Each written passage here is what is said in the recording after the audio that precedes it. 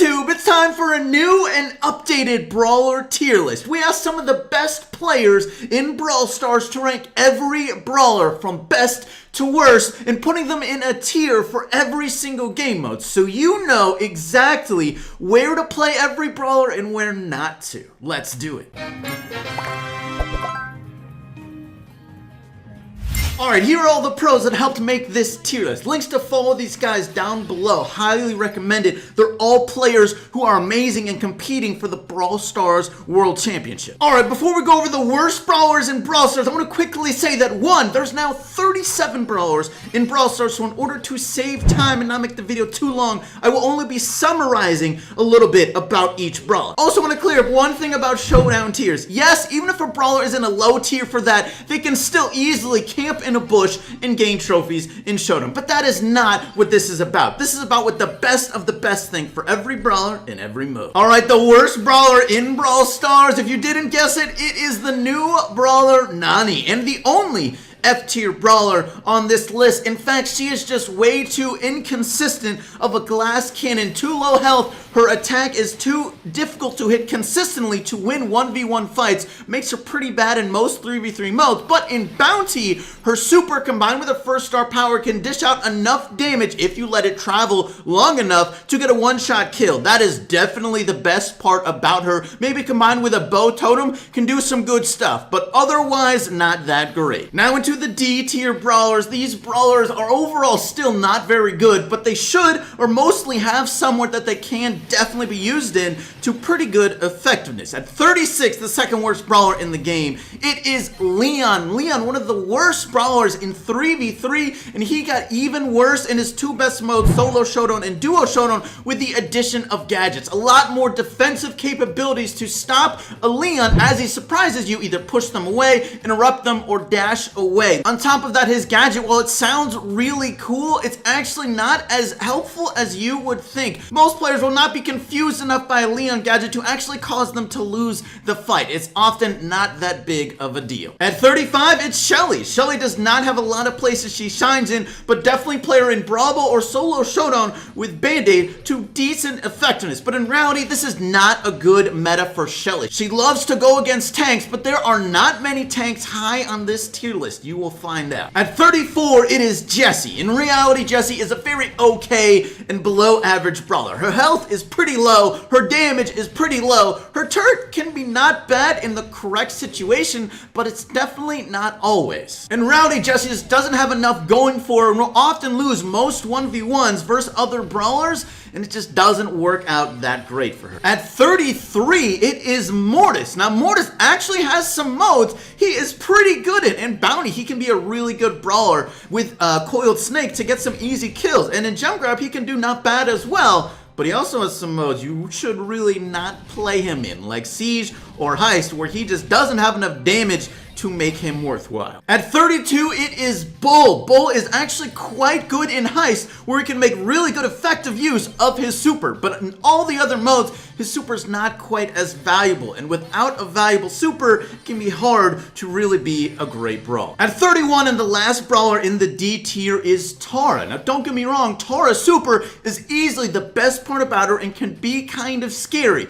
But with the addition of gadgets, a lot of Brawlers have more ways to deal with Tara's super. And on top of that, Tara's gadget, well, it can be useful in very, very specific places, but the fact that it has to be very specific makes her overall a weaker Brawler. Alright, now in the C tier, these Brawlers are starting to get more consistent, but they still have some modes they're definitely not great in, or at least below average. At number 30 is Dynamite. He is definitely a solid Brawler in Heist, where he can use his ability to throw over walls to great effectiveness as long as you defend and then attack quite easily, on top of doing pretty good damage. But his lack of range and inconsistency of his shots makes him hard to be a consistently great Brawler in other modes. At 29, it's El Primo. In Brawl Ball and in Heist, El Primo can use his super to great effectiveness combined with his high DPS. but his short range makes him hard to be as useful in other modes, often allowing the enemy team to feed their super off of him more than the effectiveness he can get overall. At 28, it is Colt. With some of the new maps, Colt can be quite good in Heist, especially combined with his gadget, allowing him to dish out a ton of damage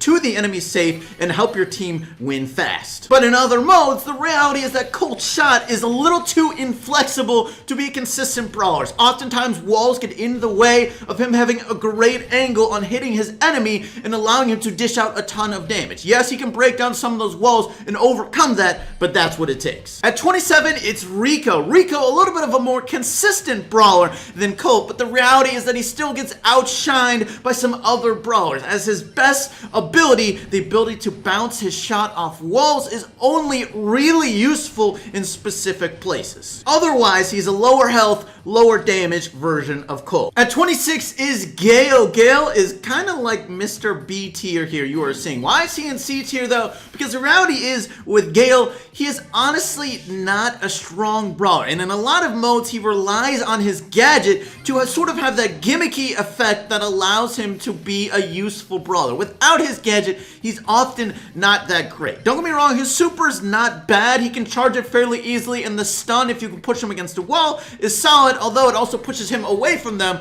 kind of making it hard to take advantage of that stun. So the reality is Gale is a brawler that doesn't have a ton of health, doesn't have a ton of range, and his damage is okay, but he does have a jump pad gadget. At 25 is Nita. Nita with her gadget and Hyper Bear can be quite effective in some game modes, but the throw range of that bear is not very long, combined with it taking a good amount of time to charge up that super, makes Nita not quite as good in modes like Showdown and Bounty. At 24 is Crow. Crow with his gadget can be really good at winning 2 fights. And that is why Crow is amazing in solo showdown and really good as well in duo showdown. But in other 3v3 modes, just winning 2 fights is not nearly enough. Without his gadget, Crow is a really low health brawler who also doesn't do much damage, and because of that tends to struggle. At 23 is Penny, and surprise, Penny as a low health, low damage brawler is really only good in modes where her cannon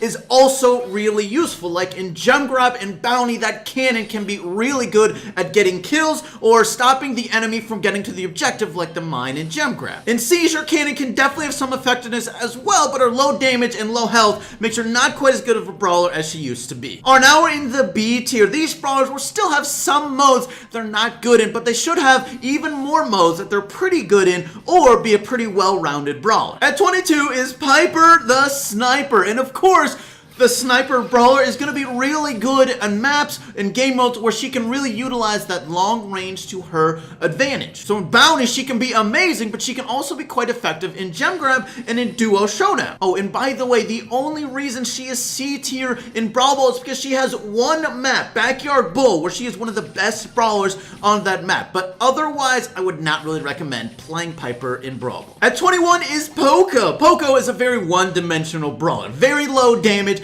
with incredibly high healing. So of course, Poco is going to be a pretty game mode specific brawler. The best places to utilize that healing is in Gem Grab as a gem carrier or in Brawl Ball combined with tanks to make an incredibly hard to kill team to help you score goals. And Poco's also not bad in Showdown where he can be pretty hard to kill. But that very low damage makes Poco almost not usable in Siege and in Heist. At 20 is Barley. Barley as a thrower with a wide attack can really use his ability to control enemies and attack over walls incredibly effectively in Heist and in Siege, allowing him to do a good amount of damage to the enemy safe or Ike, on top of also defending the objective. But of course, Barley is a very map-specific brawler. As a thrower with a wide attack, he needs maps that have a good amount of walls with small choke points to give him great effectiveness. Otherwise, he can be bullied a little bit, but his gadget does allow him a little bit more usability on maps that have a lot of tanks. At 19 is 8-Bit. 8-Bit can definitely be a high damage brawler, and of course,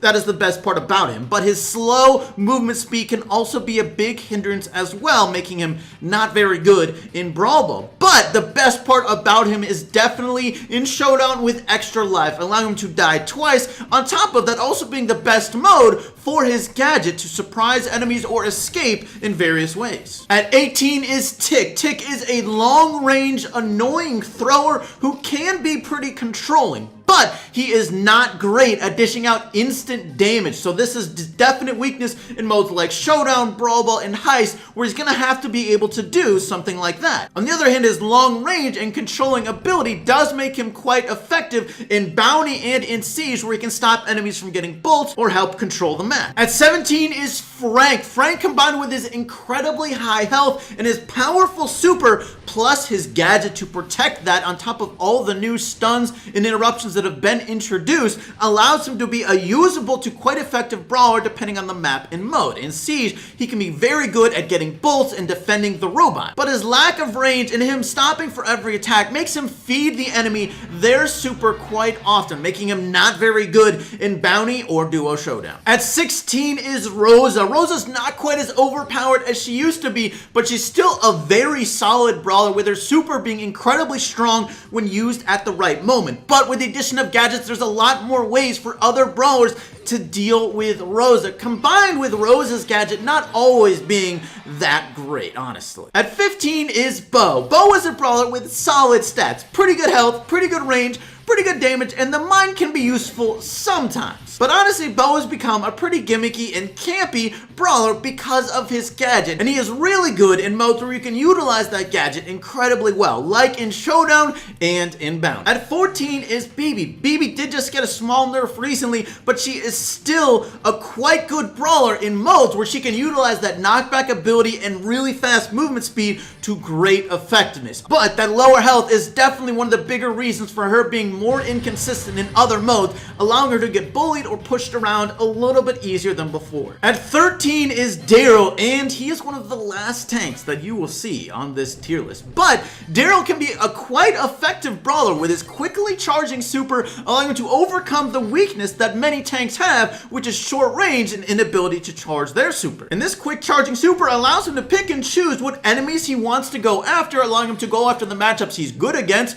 or also go after the objective when and where he wants to. Alright, now we're in the A tier. These brawlers are starting to become incredibly good, but they will still have some modes or maps that are not one of the better brawlers. Alright, at number 12, we have Carl. Carl has played incredibly different than he used to be before gadgets were introduced. Now his super is not nearly as good, with so many different ways for brawlers to interrupt or stun or go away from that gadget. And man, did Carl really get the buff he needed. That 10% damage buff combined with using the power throw star power allows Carl to do pretty dang well in 1v1s, and overall he can now hold his own a lot better now than he did before, not having to rely on his super to be useful. Although Carl isn't always that great at dishing out instant damage, allowing him to be rushed and overcome in Showdown sometimes. At number 11 is Big Mama Pam. She got a new skin and she is feeling good. Overall, Pam has a lot of solid things going for her. She's really tanky,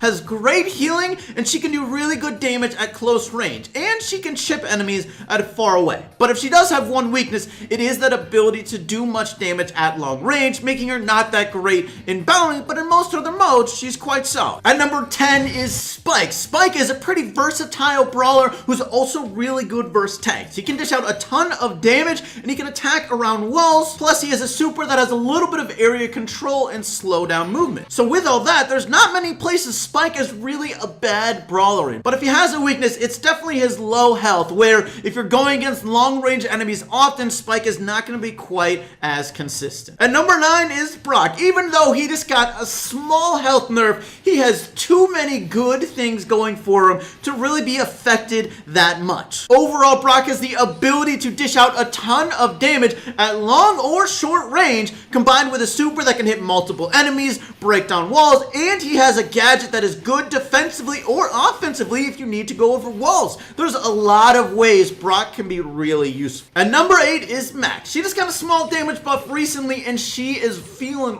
really good right now. Her huge speed combined with her ability to dish out a good amount of damage makes her a really good brawler, but her lack of range and in modes where that movement speed is not as useful, like in Gem Grab and in Bounty, makes her not great in those modes, but in most other modes, that speed and damage can be utilized really well. At number 7 is B. Yes, she has low health, but man, can she be a powerful and annoying brawler to deal with. Her ability to dish out over 4,000 damage with 2 hits combined with her multiple slow effects makes her an incredibly annoying and strong brawler in places where she can really utilize that well. At number 6 is Sandy. Sandy is one of the ultimate team brawlers with an incredible super with a crazy long duration and width to allow your team to really push the enemy back away from that super and take control or get easy kills. Although if Sandy has a weakness, it's definitely the lack of range and damage,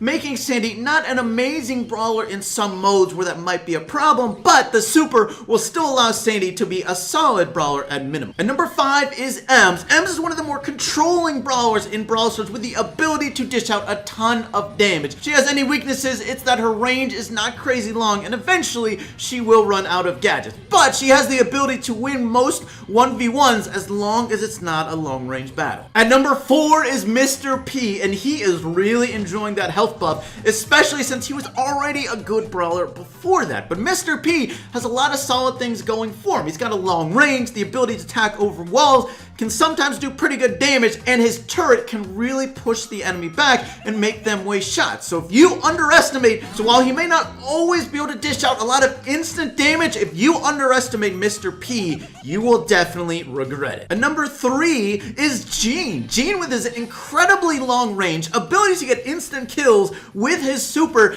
and a very defensive gadget is a very difficult brawler to deal with. Although, do not play him in Heist where he's not really able to utilize all of those things very well. Alright, now we're in the S tier. These brawlers are arguably overpowered and in definite need of a nerf. At number 2, it is the last tank, Jackie. Jackie just got nerfed recently and she is still an amazing brawler. Even with 2 gadgets per game, she can still quickly overwhelm the enemy and is way too difficult to deal with. The fact is, Jackie is way too tanky and does decent damage, allowing her to be useful almost everywhere. But the best and most annoying brawler in the game has to be Sprout, especially with the first star power. Sprout can just launch bombs at the enemy from long range, dishing out decent area damage, and with the wall able to control the map and make choke points and just have a huge impact on pretty much every single game. Well, if you enjoyed this video, make sure to check out more great brawler tier lists over there that will definitely help you out and become a better Brawl Stars player. But that's gonna be it for today's video. Thank you so much for watching. I do hope you enjoyed, and I'll catch you later. Peace.